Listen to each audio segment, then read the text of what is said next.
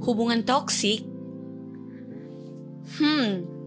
Mungkin kita udah sering dengar. Tapi apa sih itu sebenarnya? Dan bagaimana cara mengenali kalau seseorang itu sebenarnya toksik buat kita? Ini penting loh. Kita harus bisa mengenali apa seseorang itu toksik. Soalnya kalau enggak, entar kita sendiri yang bakalan rugi. Orang toksik itu biasanya bikin hidup kita nggak tenang, tertekan, down, atau bikin kita ngerasa nggak cukup baik terus-menerus. Dan kalau ini dibiarin, mereka bisa bikin kita jadi nggak pede, stres, bahkan capek secara mental.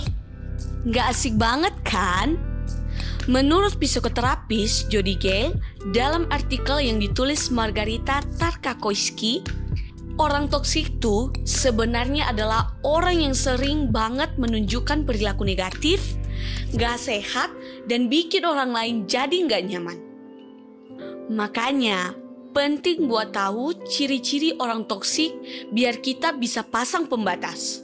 Kalau udah tahu ciri-cirinya, kita jadi bisa jaga diri, pilih-pilih teman yang sportif, dan jauh dari drama yang gak penting. Hidup itu terlalu singkat buat dihabiskan sama orang yang bikin kita gak happy. Setuju gak guys?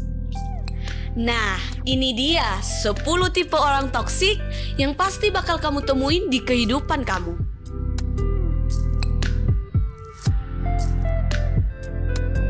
Meskipun cemburu itu bisa dengan mudah jadi toksik, penting buat diingat, kalau sampai batas tertentu, cemburu itu normal dalam sebuah hubungan pribadi. Sedikit cemburu sesekali gak bikin seseorang jadi toksik kok. Kecemburuan itu jadi toksik kalau kita mulai ngebayangin sesuatu yang gak ada, terus dikaitkan sama kenyataan. Contohnya, kamu ada tugas sekolah bareng teman-teman. Tapi pacar kamu berpikir kalau itu cuman alasan kamu doang supaya kamu bisa jalan sama seseorang. Padahal yang dia pikirkan itu nggak benar. Kecurigaannya itu sebenarnya cuman imajinasinya doang. Benar-benar tanpa sebab sama sekali. Nah, yang kayak gini berbahaya dalam hubungan apapun. Karena bisa bikin seseorang menciptakan kebohongan dan bisa dengan mudah memicu perilaku yang suka mengontrol dan posesif.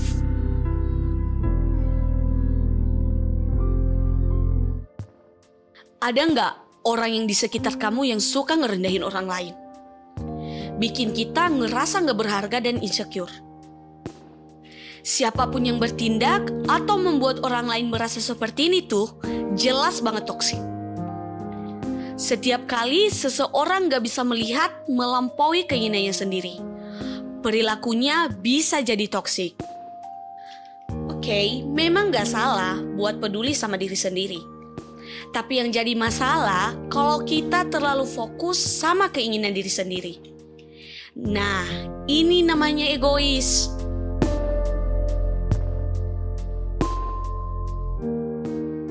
Ada nggak orang yang sering minta bantuan kamu? Tapi dia suka marah kalau kamu menolak. Atau mungkin dia nyoba nyogok kamu dalam hal-hal yang kamu sukai supaya kamu mau bantu. Ini adalah tanda pasti kalau mereka mencoba memanipulasi kamu.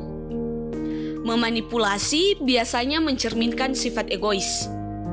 Orang yang sering banget menunjukkan perilaku manipulatif cuman memikirkan keuntungan pribadi mereka sendiri tanpa peduli sama perasaan orang lain. Mirip sama narsisme. Ini bisa menyebabkan perilaku buruk dan rasa nggak dihormati yang besar.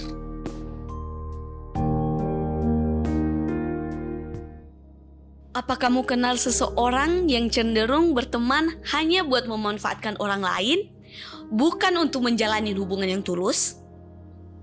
Di sekolah, apakah kamu ingat ada orang yang cuman menghubungin kamu kalau mereka butuh dibantuin buat PR, tapi nggak pernah ngajak kamu ngobrol atau sekedar nanyain kabar kamu? Atau pasangan kamu yang ngechat pas butuh bantuan doang? Perilaku ini toksik karena bisa bikin kamu merasa lelah, seolah mereka cuma mempertahankan kamu dalam hidup mereka buat keuntungan mereka sendiri. Kamu layak dihargai apa adanya, bukan hanya karena apa yang bisa kamu lakukan buat orang lain.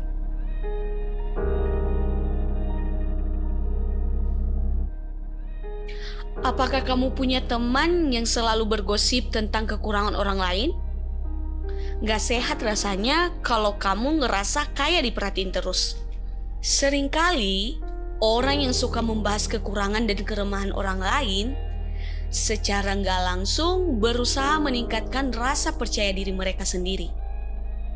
Awalnya mungkin kamu mikir, wah seru juga ya bisa ngehibur. Tapi lama-lama kamu bakal ngerasa capek sendiri karena segala hal kecil bisa jadi bahan drama yang panjang banget. Kalau seseorang terkenal suka bergosip dan memicu drama, biasanya itu upaya buat menutupi rasa insecure mereka. Ini adalah trik buat nyari perhatian. Dan hal ini bisa merusak persahabatan atau hubungan yang kamu coba bangun dengan mereka. Mereka lebih tertarik buat menjatuhkan orang lain daripada membangun diri mereka sendiri dan orang di sekitar mereka.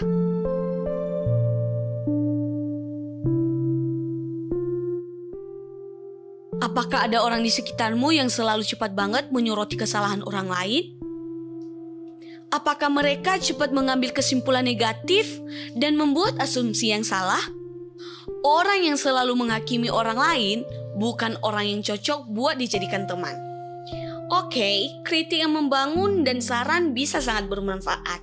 Tapi, kalau kritiknya hanya menonjolkan kekurangan tanpa memberikan solusi, itu merugikan kesehatan mental. Menurut psikolog Stephen Stonsny, kritik yang berlebihan jadi toksik karena membuat orang merasa kurang dihargai.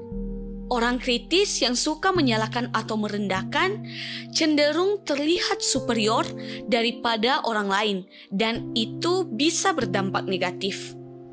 Dan kalau kamu secara terus-menerus dikritik gara-gara inilah, itulah, pokoknya selalu aja ada yang salah, entar lama-lama bisa gampang banget menurunkan rasa percaya diri kamu loh.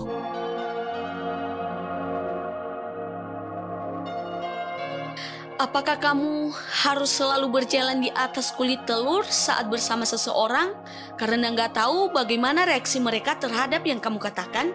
Apakah orang lain takut berada di dekat mereka karena mereka bisa meledak kapan saja tanpa peringatan? Orang yang emosinya sering meledak itu toksik buat dijadikan teman, karena bisa mengurangi rasa harga diri kamu.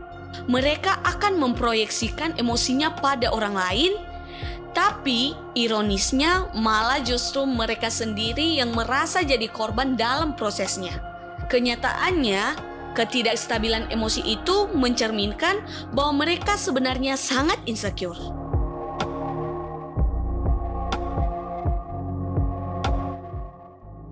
Ada nggak yang suka ngeremehin apa yang lagi kamu perjuangkan? Kayak semua usaha kamu itu jadi nggak penting. Atau mungkin mereka terus berusaha membentuk kamu sesuai dengan cara mereka. Misalnya kamu lagi giat belajar, soalnya pengen banget kuliah di ITB. Tapi temanmu bilang, gak usah mimpi terlalu tinggi lah, yang realistis aja, kuliah dimanapun sama aja kok. Terus dia malah ngajak kamu nongkrong-nongkrong gak jelas. Orang yang seperti ini bisa bikin kamu mengabaikan atau melupakan nilai-nilai kamu sendiri dan jadi sangat mengontrol. Gak ada hubungan apapun yang seharusnya bikin kita kehilangan pandangan tentang siapa dan apa yang kita perjuangkan.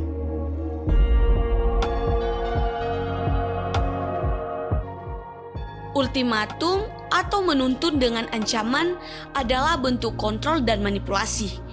Karena bisa membuat kamu merasa seluruh hubungan kamu dengan seseorang tergantung kepatuhan kamu kepada mereka. Ini membuat kamu merasa tertekan dan semua ide serta nilai-nilai kamu hilang begitu saja. Menurut psikolog klinis Kathy Nirkosyan, ultimatum diproses secara ancaman. Dan dengan demikian, menghilangkan faktor cinta dan empati dalam hubungan. Ini yang bikin kamu merasa tercekik. Setiap hubungan yang membuat kamu merasa terpaksa atau tertekan itu toksik. Dan bisa membuat kamu kehilangan jati diri kamu yang sesungguhnya.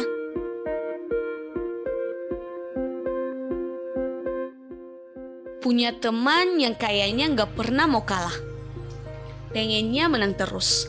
Seolah-olah mereka cuma dengerin kamu buat ngerespon dengan sesuatu yang lebih hebat. Misalnya, kamu lagi cerita tentang liburan kamu di Bali. Dia cerita liburannya di Swiss. Kamu punya tas baru bikinan dalam negeri. Dia cerita tasnya beli di Singapura. Gitu terus. Pokoknya kita kayak selalu kalah sama dia dalam hal apapun. Perilaku mereka ini toksik karena bisa membuat merasa bahwa kebahagiaan dan pencapaian kamu gak pernah cukup.